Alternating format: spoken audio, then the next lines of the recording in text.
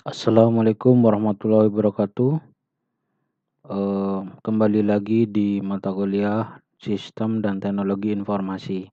Kali ini kita masuk di pertemuan kelima, akan membahas tentang analisa sistem informasi. Yang pertama, kita akan membahas tentang siklus pengembangan software yang sudah dijelaskan pada pertemuan sebelumnya. Kali ini kita akan membahasnya secara lebih detail. Yang pertama ada planning ya, yang nanti akan menghasilkan sistem proposal ya, proposal system.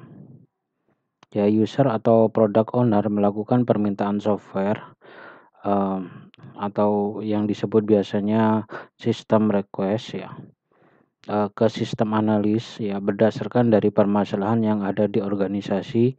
Misalnya penjualan menurun. Nah, ini akan ada request sistem ya, di mana sistem itu nanti akan bisa meningkatkan penjualan seperti itu.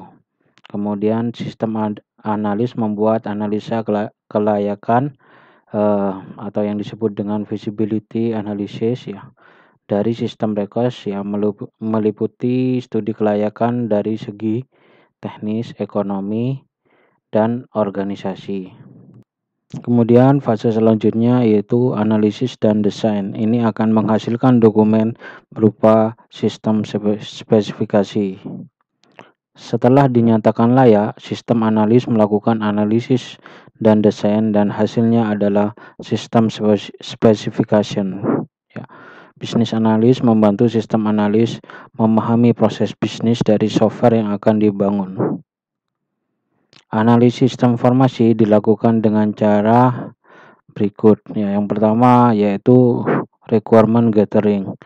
Ya, ini mengumpulkan stakeholder yang ada, pengguna yang ada, dikumpulkan menjadi satu dan dicari sebuah requirement-nya atau kebutuhan perangkat lunaknya itu apa, seperti itu.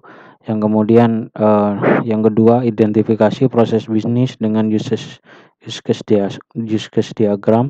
Kemudian pemodelan bisnis dengan activity diagram atau bisnis proses modeling nation ya, ini atau yang disingkat dengan BPMN. Kemudian realisasi proses bisnis dengan sequence diagram. Nah, setelah proses analisa dan desain ya, selanjutnya fase implementation, yaitu nanti hasilnya ini berupa software. Ya, sistem specification yang diserahkan oleh sistem analis ke programmer untuk dilakukan konstruksi atau yang dinamanya coding ya. Hasil konstruksi tersebut itu akan berupa kode program yang nanti akan diserahkan oleh software tester dan untuk dilakukan pengujian. Ya, yang diuji itu ada unitnya, integrationnya, sistemnya, ya, user acceptance testing. Ya, ini yang akan diuji. Kemudian langkah selanjutnya yaitu instalasi atau delivery ya, software dan manajemen perubahan. Nah, jadi setelah software itu diinstal ya, kita melakukan manajemen perubahan ya, karena proses bisnis yang baru itu beda ya seketika saat software itu diinstalasi. Software ini kode program plus dokumentasi pengembangan dan penggunaan. Ya, yang terakhir ini ada maintenance ya. Ya, ini bisa berupa update software. Ya, ini siklus kembali ke fase 1 ya, apabila ada permintaan perubahan, yaitu permintaan perubahan software ya. Jika software itu tidak ada permintaan software, maka ya software itu belum tentu dianggap baik ya. Karena software yang baik ini pasti ada perubahan, ada update, dan ada pengembangan ya, tindak lanjut ya. Kalau ada perubahan berarti software itu dipakai ya. Terkadang software yang tidak ada perubahan ini tandanya itu tidak dipakai. Ya, kemudian ya ini siklusnya yang tadi ya, planning, analisis, desain, dan implementasi. Yang pertama planning itu akan menghasilkan sistem proposal, yang kedua analisis ini akan menghasilkan sistem specification ya, kemudian desain ini hasilnya sistem specification ya, kemudian yang terakhir itu implementation, yaitu new system. Hasilnya new system yang nanti ketika ada request perubahan itu akan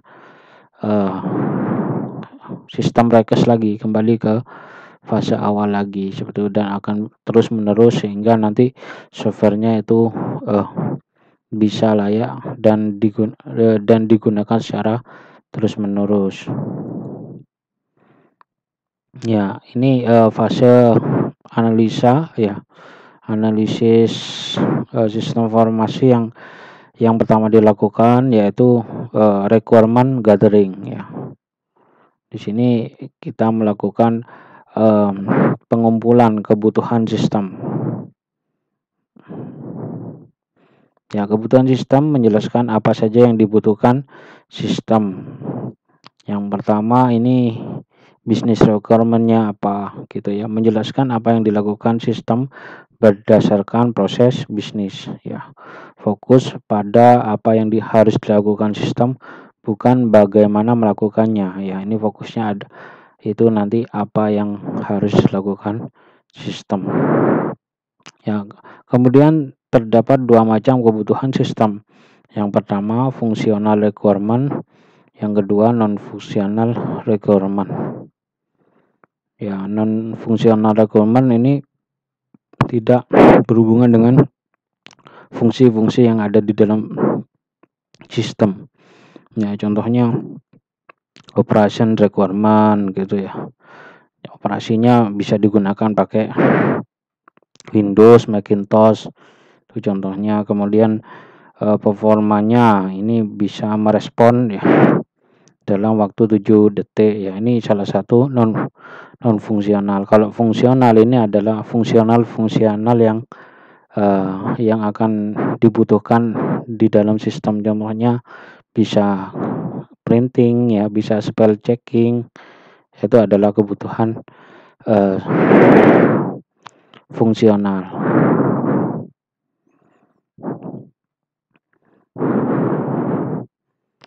Ya, ini contoh template dari sistem specification. Jadi hasil dari analisa dan desain itu akan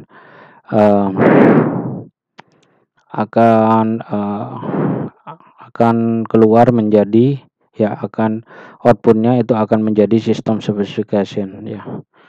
Bisa ya, namanya biasanya SRS, BRD atau FSD ya. Yang isinya apa ya, isinya ini ya, sistem planning itu cukupnya apa saja, schedule-nya siapa saja, timnya siapa saja ya. Desainnya ini, desain ini ada fungsionalnya apa saja, non fungsional requirement-nya itu apa saja, kemudian sistem implementasinya gimana nanti ya. Ini semua dijelaskan pada sistem specification ya. Ini macam jenis dari requirement. Yang pertama fungsional requirement ya, ini kebutuhan tentang fungsi software secara menyeluruh ya. Biasanya dimodelkan dengan UML ataupun penjelasan fitur-fitur dalam bentuk problem statement ya. Ini adalah termasuk dalam fungsional requirement ya. Contohnya ini bisa digambarkan dengan use case diagram, activity diagram ya. Kemudian problem statement-nya ini contohnya sistem harus bisa mencari inventaris ya, harus bisa melakukan suatu perhitungan, harus bisa menghasilkan laporan khusus. Ini adalah termasuk dari fungsional requirement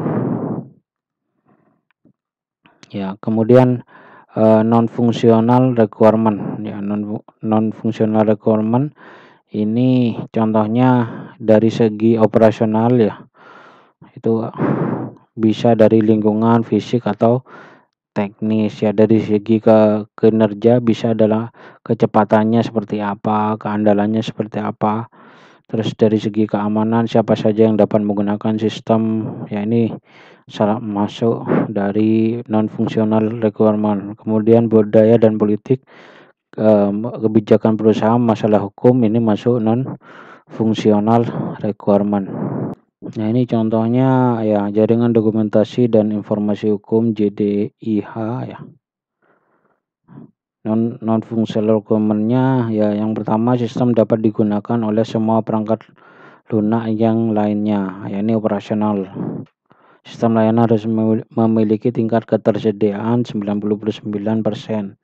Ya, ini termasuk operasional requirement. Sistem harus go live sebelum tanggal 25.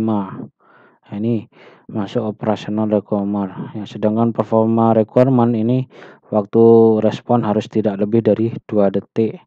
Mampu diakses oleh lebih dari 50 pengguna secara bersamaan. Server harus bersih dari virus. Yaitu contoh performa. Kalau ini security ya, akses ke dalam sistem tanpa otorisasi tidak dimungkinkan. Data hanya dapat diubah oleh administrator sistem ya. Seluruh data harus di backup setiap 24 jam serta hasil backupnya disimpan di lokasi yang berbeda dengan sistem. Seluruh komunikasi antara klien server harus dipastikan keamanannya. Ini contoh security requirement. Ya, kemudian deadline requirement itu pengembangan aplikasi tidak boleh melewati jangka waktu yang sudah ditentukan. Nah, ini contoh dari non-functional requirement. Kalau fungsional requirement itu adalah fungsi-fungsi yang ada pada sistem. Ya, metode requirement gathering ya. Ya, metode requirement gathering ini yang pertama ada yang namanya dokumen analisis ya, kemudian ada interview, ada joint application design, terus ada kuesioner, ada observasi. Yang pertama itu dokumen analisis. Dokumen analisis ini dapat memberikan gambaran sistem yang berjalan saat ini. Ya, tipe dokumennya itu bisa dalam bentuk formulir, laporan, manual kebijakan. Cari pengguna apa saja yang terlibat berdasarkan formulir ya. Cari elemen formulir yang tidak digunakan. Nah, ini yang dilakukan ya. Lakukan analisis dokumen sebelum wawancara. Ya, yang kedua dengan interview ya. Ini teknik yang paling umum digunakan dan sangat alami ya. Jika ingin mengetahui sesuatu tinggal bertanya. 5 langkah dasar wawancara. Yang pertama memilih narasumbernya, kemudian merancang pertanyaan wawancara, mempersiapkan wawancara, melakukan wawancara, tidak lanjut pasca wawancara. Ya, ketiga ini ada joint application design.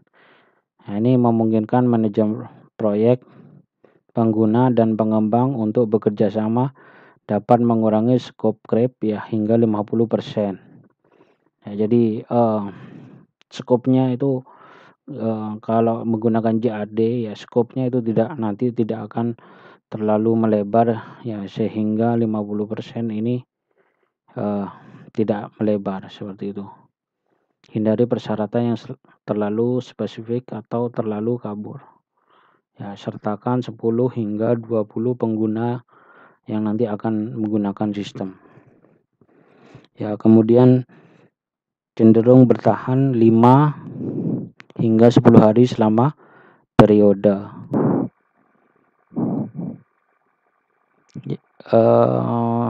Ya, ini contoh dari JAD meeting room ya. Nanti akan dikumpulkan semua stakeholder, pengguna-penggunanya.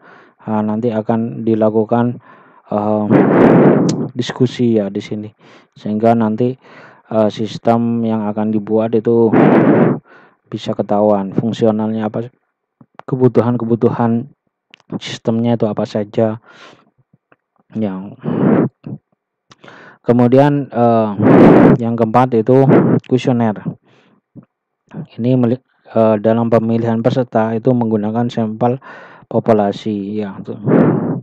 Merancang kuesioner dengan pertanyaan kuesioner yang sifatnya lebih penting dari pertanyaan wawancara. Prioritaskan pertanyaan untuk menarik minat. Membedakan pertanyaan berorientasi fakta ya yang jawabannya spesifik, kemudian pertanyaan opini yang jawabannya itu skala setuju atau tidak setuju. Kemudian mengolah kuesioner ya. Dalam mengolah kuesioner itu harus ada menjelaskan pentingnya dan bagaimana itu akan digunakan. Ya, berikan tanggal tanggapan yang diharapkan, tindak lanjut pengembalian yang terlambat, dan minta supervisor menindaklanjuti. Ya. Berjanjilah untuk melaporkan hasil. Ya, itu salah satu cara untuk mengelola kuesioner. Kemudian tindak lanjut kuesioner ini nanti hasil kuesioner itu akan dikirimkan ke peserta. Yang terakhir ini observasi ya, pengguna atau pengelola seringkali tidak ingat semua yang mereka lakukan. Maka dari itu perlu ya kita melakukan observasi supaya kita dapat melihat melihat langsung ya, sehingga kita bisa menggambarkan langsung ya. Terus memvalidasi info yang dikumpulkan dengan cara lain ya. Perilaku berubah ketika orang diawasi ya, tetap low profile, jangan ubah prosesnya. Berhati-hatilah untuk mengabaikan aktivitas berkala, yaitu mingguan, bulanan, dan tahunan. Ya, di sini dokumen analisis ini dapat pengetahuan yang tinggi tapi nggak dalam ya. Cara memperolehnya supaya dalam gimana ya, menggunakan CAD seperti itu ya. Jadi ini adalah karakteristik metode requirement gathering ya. Jadi kalau waktunya nggak ada ya, pakai ya interview cocok ini ya. Kalau waktunya ada pakai CAD seperti itu. Begitu pula dari segi costnya ya. Di sini interviewnya medium ya. Costnya kalau CAD di low medium ya. Nah, ini adalah karakteristiknya. Ya, setelah melakukan requirement gathering, itu langkah selanjutnya yaitu business process modeling ya. Business process modeling ini yang pertama dilakukan yaitu identifikasi proses bisnis dengan use case diagram ya, dan memodelkan proses bisnis dengan AD atau activity diagram atau bisa dengan BPMN ya. Kemudian realisasi proses bisnis dengan sequence diagram ya. Yang pertama kita membuat use case diagram dulu gitu ya. Use case diagram ini adalah sebuah set skenario yang menggambarkan interaksi antara user dengan sistem. Diagram use case ini menampilkan hubungan antara aktor dan use case ya. Dua komponen utama dari diagram use case adalah aktor dan use case-nya ya. Ini gambarnya, kalau aktor ini ada seperti gambar orang-orangan lidi ya. Kemudian use case ini dengan gambar Eclipse ya, dengan nama di dalamnya fungsional yang ada. Nah, ini lambangnya aktor ya. Ini catatan kalau garis putus-putus itu include, kalau garis putus-putus itu bisa extend juga ya. Kemudian ini use case-nya ya, bisa bundar, bisa lonjong ya. Itu nanti diisinya di dalamnya akan ada kata kerja seperti itu. Fungsionalnya ya, ini relasinya ya, relasi aktif, relasi aktif, dan generalisasi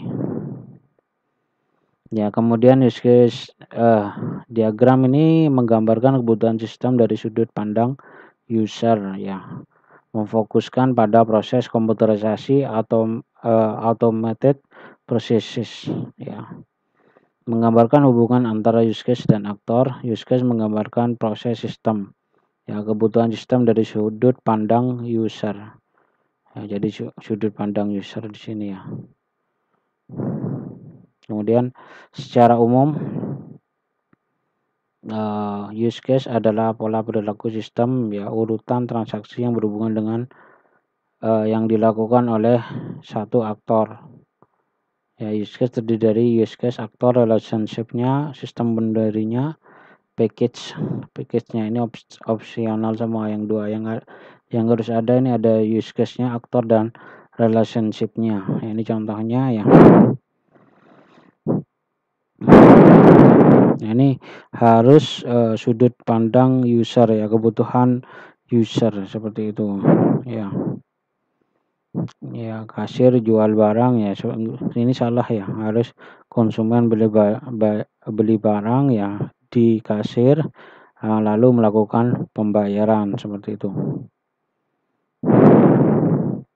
Use case dibuat berdasarkan kebutuhan aktor yang merupakan apa yang dikerjakan sistem, bukan bagaimana yang dikerjakan sistem ya. Use case diberi nama yang menyatakan apa hal yang dicapai dari hasil interaksi dengan aktor. Use case dinotasikan dengan gambar ya, horizontal ellipse. Use case biasanya menggunakan verb, ya, kata kerja. Nama use case boleh terdiri dari beberapa kata dan tidak boleh ada dua use case yang memiliki nama yang sama. Kemudian use case bisa mempunyai dokumentasi. Letakkan use case utama Anda pada pojok kiri atas ya dari diagram ya. Use case diagram tidak berpengaruh urutan waktu. Meskipun demikian, supaya lebih mudah dibaca perlu menyusun use case-nya ya, sehingga nanti use case-nya bisa rapi. Ya, aktor use case diagram. Aktor ini menggambarkan orang, sistem, atau eksternal entitas atau stakeholder yang menyediakan atau menerima informasi dari sistem. Aktor memberikan input atau menerima informasi dari sistem. Aktor biasanya menggunakan noun ya. Aktor digambarkan dengan gambar stick ya, atau dengan gambar visual, itu tidak masalah ya. Tidak boleh ada komunikasi langsung antar aktor seperti ini tidak boleh ya. Indikasi sistem aktor untuk sebuah aktor yang merupakan sebuah sistem. Ya, letakkan aktor utama Anda pada pojok kiri atas dari diagram ya, pojok kiri atas dari diagram, pojok kiri atas ya. Aktor jangan digambarkan di tengah-tengah use case-nya, jangan seperti itu. Ya, kemudian aktor ini mempresentasikan user atau sistem lain yang akan berinteraksi dengan sistem yang dimodelkan. Ya, use case ini adalah external view dari sebuah sistem yang mempresentasikan beberapa tindakan atau action yang akan dilakukan oleh user untuk melengkapi suatu tugas. Untuk membuat diagram use case dapat diawali dengan membuat daftar tindakan yang dilakukan oleh user untuk menyelesaikan sebuah action. Contoh use case adalah proses pencarian sebuah web berdasarkan keyword tertentu. Ya, pelanggan memasukkan kata kunci, kemudian pelanggan mengklik tombol pencarian, ya, pencarian dijalankan, hasilnya ditampilkan. Ya, ini relasi use case diagram. Yang pertama ada asosiasi. Pada diagram use case ini asosiasi digambarkan antara aktor dan use case untuk menunjukkan bahwa aktor akan melaksanakan tugas dari use case. Aktor bisa melaksanakan beberapa tugas dari use case dan sebaliknya, use case bisa dieksekusi oleh beberapa aktor. Ada 4 jenis relasi yang bisa timbul pada use case diagram. Yang pertama, asosiasi antar aktor dan use case. Asosiasi antar use case, generalization atau inheritance ya antar use case. Ini juga generalization atau inheritance antar aktor. Ya, kemudian relasinya ada juga include ya. Use case juga bisa berelasi dengan use case lainnya dengan dua hubungan yang berbeda. Yang pertama include ya, artinya sebuah use case adalah bagian dari skenario use case lainnya. Pada contoh di bawah ini, invoice dan online purchase ya adalah bagian dari skenario purchase evaluation. Ya, kemudian ada relasi extend ya, apabila ingin menggambarkan suatu use case yang memiliki bentuk variasi yang berbeda dari use case lainnya, atau memperluas dari suatu use case, gunakan relasi extend ya. Nah, ini contohnya ya, kurangi pengguna relasi extend terlalu banyak. Ya, pemakai relasi ini membuat diagram sulit dipahami. Ya, setelah membuat use case ya, selanjutnya itu membuat business process model and notation ya, atau disingkat BPMN, atau ini bisa menggunakan activity diagram ya. Tapi lebih enak ini menggunakan BPMN. Ya, BPMN atau Business Process Model and Notation ini adalah sebuah standar ya untuk merepresentasikan grafis untuk menentukan dan menggambarkan proses bisnis yang digunakan oleh Open Management Group ya omg.org. Ya, versi terakhirnya ini 2.0.1 dirilis pada bulan September 2013. Hingga saat ini sudah banyak organisasi besar yang menerapkan standar BPMN untuk mewujudkan proses bisnis seperti BPMN yang akan menjadi sebuah standar internasional yang baku. Penggunaan bisnis proses diatur oleh pemerintah melalui peraturan Kementerian Pendayagunaan Aparatur Negara dan Reformasi Birokrasi nomor 12 tahun 2011 yang isinya Business Process Modeling Notation (BPMN) digunakan untuk memberikan acuan bagi kementerian atau lembaga pemerintah dalam pemerintah daerah dalam menyusun standar operasional prosedur atau yang disebut SOP. Nah, ini kategorinya ya, elemen dasar BPMN-nya itu ada flow object ya, elemen utama yang menggambarkan karakteristik dari sebuah bisnis yang terdiri dari 3 elemen, yaitu event, activities, dan gateway ya. Terus ada connecting object, ini elemen yang menghubungkan antara flow object yang terdiri dari 3 elemen, yaitu alur sequence ya, alur pesan, dan asosiasi. Terus ada swimlane, ini mengelompokkan dari beberapa model elemen ya. Swimlane ini digunakan untuk memisahkan dan mengatur kegiatan oleh peserta sehingga dapat dengan mudah memahami siapa yang bertanggung jawab untuk setiap event. Ya, terdiri dari 2 jenis, pool dan lens. Kemudian artifak, elemen yang digunakan untuk memberikan informasi tambahan dari sebuah proses. Terdapat 3 settingan pengaturan artifak, yaitu data, object, group, dan annotation. Ya, kemudian objek flow object ya, ini ada 3 ya. Di sini start event, intermediate event ya. Kemudian end ya. Kalau start ini gambarnya seperti ini ya. Intermediate ada 2 end-nya, ini berarti ditutup ya, selesai.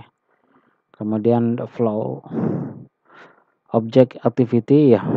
Activity-nya ini digunakan untuk mewakili berbagai makna dalam kehidupan sehari-hari. Aktivitasnya dianggap mencakup berbagai kegiatan yang dapat diselesaikan dalam waktu 5 menit, 1 minggu, atau lebih.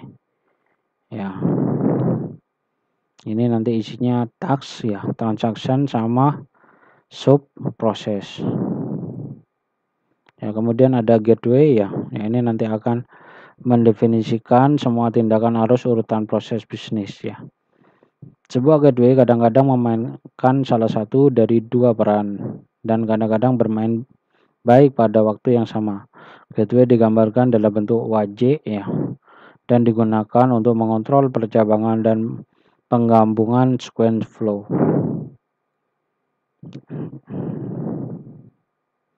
Ya, kemudian selanjutnya yaitu sequence diagram.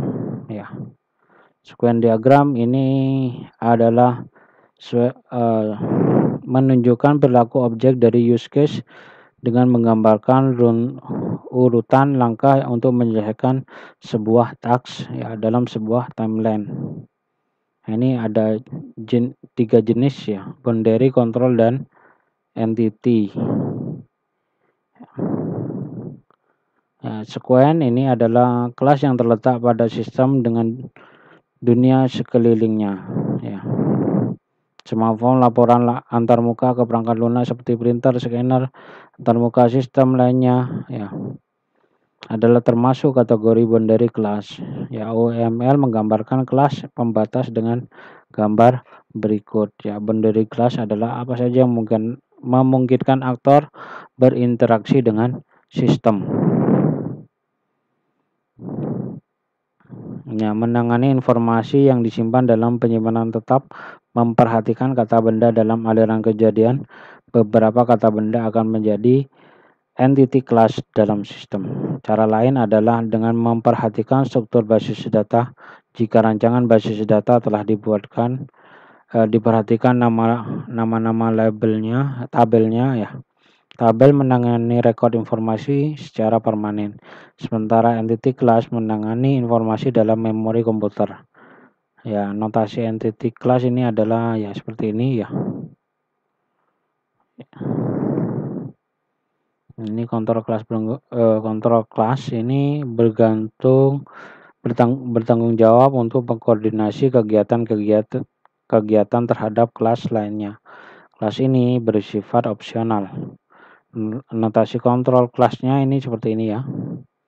Nah, ini contoh dari sequence diagram. Nah, ini ada pengguna aktor ya. Kemudian saldo itu masuk ke menu utama. Lihat saldo, proses melihat saldo. Nanti get ID akunnya, get saldo, ya tampilkan saldo, menu melihat saldo. Ya, ini contoh dari sequence diagram ya. Ya, terima kasih atas perhatiannya. Tadi sudah dijelaskan tentang analisis sistem. Ya, semoga bisa bermanfaat. Ya, kurang lebihnya saya mohon maaf. Assalamualaikum warahmatullahi wabarakatuh.